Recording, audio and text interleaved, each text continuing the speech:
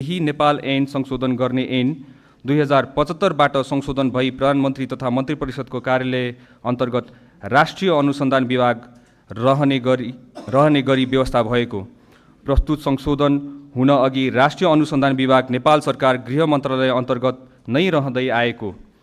सूचनाको सङ्कलन तथा विश्लेषण सहितका राष्ट्रिय अनुसन्धान विभागबाट सम्पादन हुने कार्यको लागि नेपाल सरकार गृह मन्त्रालय अन्तर्गतका अन्य निकायहरू समेतको समन्वय हुँदा अझ बढी प्रभावकारी हुन जाने सहितका विषयलाई दृष्टिगत गरी नेपाल सरकार मन्त्री परिषदको निर्णयबाट नेपाल सरकार कार्यविभाजन नियमावली 2074मा संशोधन भई राष्ट्रिय अनुसन्धान विभाग गृह मन्त्रालय अन्तर्गत रहने गरी व्यवस्था भई आएकोले सोही बमोजिम कार्य सम्पादन गराउन नेपालको संविधानको धारा 114 को उपधारा 1 बमोजिम अध्यादेश जारी भई नेपाल विशेष सेवा ऐनमा संशोधन भएको। नेपालको शान्ति सुरक्षा कायम राख्न नेपाल विशेष सेवाको गठन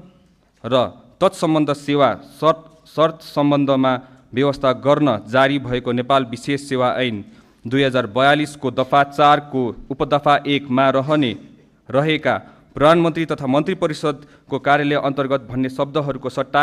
नेपाल सरकार गृह मन्त्रालय अन्तर्गत राष्ट्रिय अनुसन्धान विभागको स्थापना हुनेछ भन्ने व्यवस्था कायम राख्न नेपाल विशेष सेवा ऐन 2042लाई संशोधन गर्न आवश्यक भएकोले सामान्य सभामुख महोदयको अनुमतिले नेपाल विशेष दोस्रो संशोधन अध्यादेश 2082